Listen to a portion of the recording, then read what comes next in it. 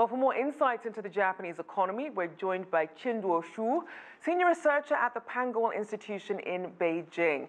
So, starting with Prime Minister Abe's visit, how would closer ties between China and Japan impact both economies? Well, they are interdependent, as the previous speaker has pointed out. For example, China is the largest trading partner of Japan and also the largest export market for the Japanese products and services. And so there's hope expressed by the Chinese Foreign Ministry that hopefully both sides will reaffirm that they see each other as partners, not opponents. They see each other as opportunities rather than challenges. In the past, for example, on Belt and Road Initiative, China, Japan, they used to compete for projects in the third country. Now they come to understand that it's probably better to cooperate and to co-invest in the third country, so-called third-party multilateral cooperation over there. So yes, there's a need for China, to basically in terms of technology, in terms of services. China is continue to need to purchase more from Japan, and Japan continue to need this growing Chinese market. Now, in his third and final term as Japan's longest-serving prime minister, ending in 2021, what should Abe be prioritizing as you look at the Japanese economy? I think for Japanese economy, obviously, there's a lot of talk that after he stabilized the relationship with China, he then can focus completely on the Abenomics, so-called, because in Japan there are challenges. For example, there's a shrinking population, there's an aging population. Japan needs a large market like China to help sustain the long-term economic growth of China.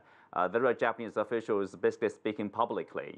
Whatever relations between China and Japan, the China market is important to the sustainable economic growth to Japan. And as we look at Japan's economic model, so-called Abenomics, talk about how that's either helped or hurt the country's progress. Well, Abenomics, one problem with that, of course, right now, or one challenge with that is the consumption is not strong enough, actually, to sustain the economic growth in the long-term fashion. And so it's important, for example, neighboring economies or continuing economic growth like in China, South Korea, Southeast Asian countries. That's also very important to the Japanese economy. That is, if you have a domestic challenge, and you need a stronger somehow the outside environment to help the economic growth over there. And what would you say are the most daunting economic challenges facing Japan, and how are they being addressed? Well, I think in a kind of, mostly a part because of the population, as I mentioned. If you have a shrinking population, then there's a problem of consumption. If there's say, lack of strong consumption to sustain economy, however policies you have, and you need to stimulate the consumption. And also related to that, I think there's a lot of potential, for example, to unleash the potential of, let's say, women in half of the workforce. Because of the culture or the tradition, many Japanese women, after they get married, they choose to stay at home as a housewife. There's an issue, you can say, sort of like equality between men and women.